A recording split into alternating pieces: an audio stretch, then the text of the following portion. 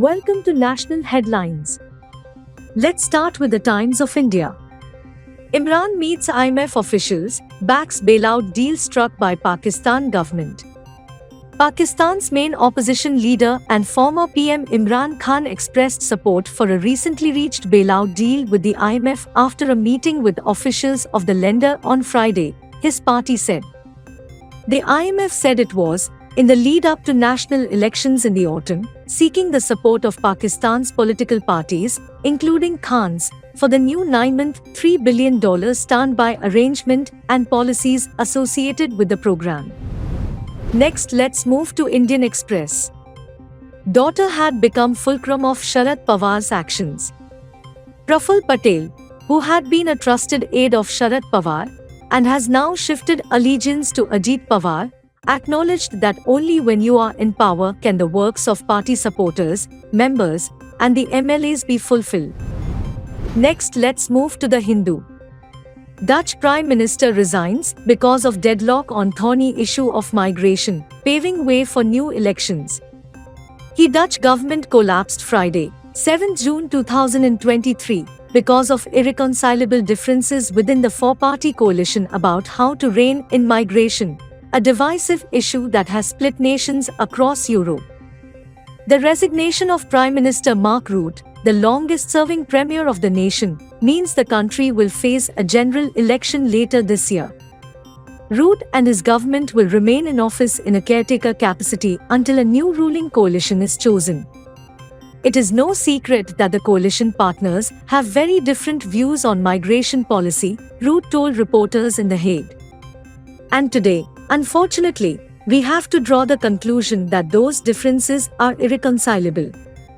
That is why I will immediately offer the resignation of the entire cabinet to the king in writing.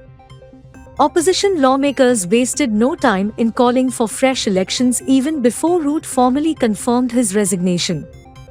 Geert Wilders, leader of the Anti-Immigration Party for Freedom, tweeted, "Quick elections now."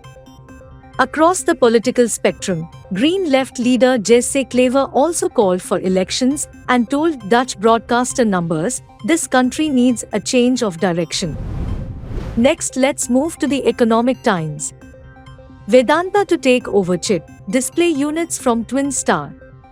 Vedanta on Friday said it would take over the ownership of Vedanta Foxconn Semiconductors, VFSL, and Vedanta Displays, VDL, from Twin Star Technologies, TSTL, via a share transfer at face value.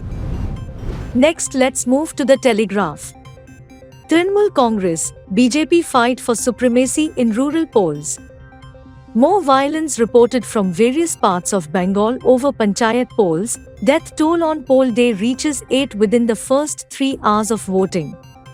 CPI-M worker Rajibul Haq succumbed to his injuries at the Calcutta National Medical College on Saturday.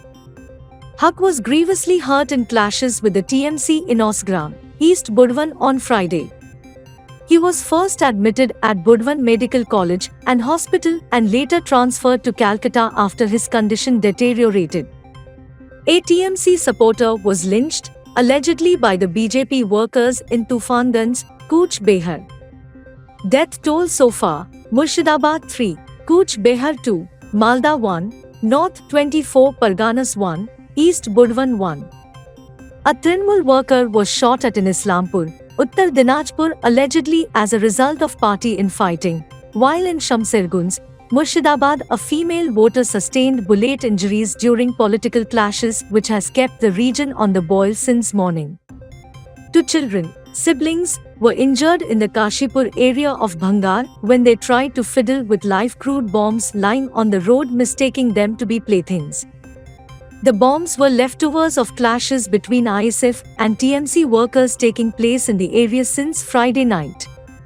The injured children have been transferred to a hospital in Calcutta. Let's finally move to the Hindustan Times. Neelam Gorhe joins Shinde faction, gives ruling alliance the upper hand in council. Senior Shiv Sena, UBT, leader and deputy chairperson of the Legislative Council Neelam Gorhe joined Eknath Shinde-led Shiv Sena on Friday. She is the third MLC to make the switch after Viplav Bazaria and Manisha Kayande. The announcement was made soon after the Business Advisory Committee meeting of the Council, in which a pending no-trust motion moved against her by Bharatiya Janata Party's Praveen Darekar during the budget session earlier this year, was withdrawn. Addressing a press conference along with Shinde and Deputy Chief Minister Devendra Fadnavis, Gorhe said, "I have decided to join the Shiv Sena for issues related to women and development of the country." She said she was drawing to the party for its adherence to Hindutva and working for the cause of Marathi Manus. For more such news and updates, subscribe to HW News English.